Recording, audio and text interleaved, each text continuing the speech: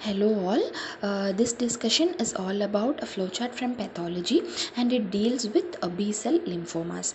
And this flowchart helped me a lot during my preparation phase, and I was able to answer many questions from B cell lymphoma part by studying this flowchart, and that is why I wanted to share this flowchart with you all. And on learning this flowchart, we can answer any sort of questions, whether it is a kind of clinical scenario or like any pathological slide is given and we are asked to identify.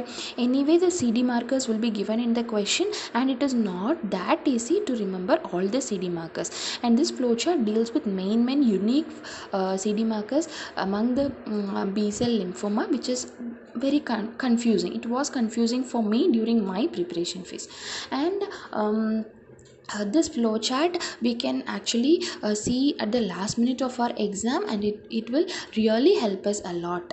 And getting into the discussion, CD 19, 20 and 79, all these are actually common B cell markers, and on seeing these markers we can tell that the disease is from the B cell lymphoma. And after this we have to see whether the patient is positive for CD5. If he is positive, then we have to see for whether he is positive for CD23. If he is positive, then the diagnosis is CLL.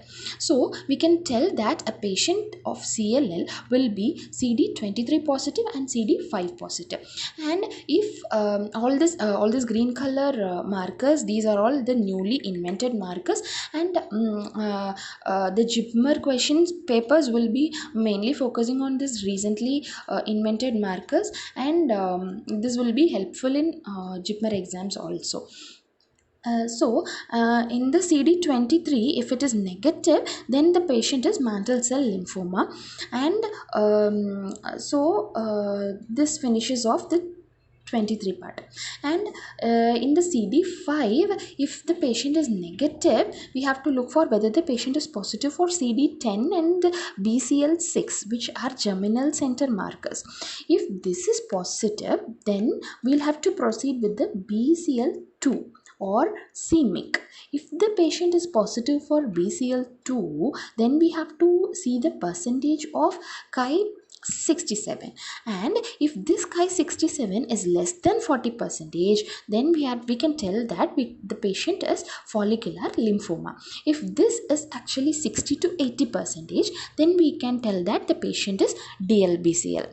So this DLBCL also has some correlations with the CMYC also. The CMYC in this, if we see the Ki67, if it is in this CMYC also, if it is approximately 60%, then also we can tell that it is DLBCL. So the DLBCL actually is positive for BCL6, BCL2 and CMYC. So if these three are positive, then we can definitely tell that the patient is having DLBCL.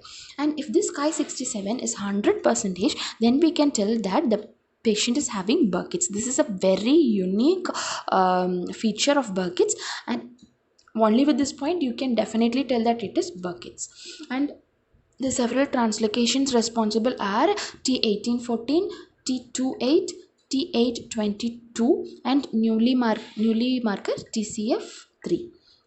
And if this germinal center markers, that is CD10 and BCL6, are negative, then it is in favor of marginal zone lymphoma, which is actually positive for CD43 and CD23 also. And the new markers are MNDA and ILTA1. And also in this mantle cell lymphoma, the newly invented markers are SOX11, cyclin D and translocation 1114, and the CLL has a new marker of LEF1. Okay, this ends with our discussion. I know that on learning this for the first time, we cannot recall anything, and I'm displaying a clear-cut picture of this, and that you can save it for future purpose and last minute revision purpose. When you see repeatedly, this will automatically be there in your memory. And all the best.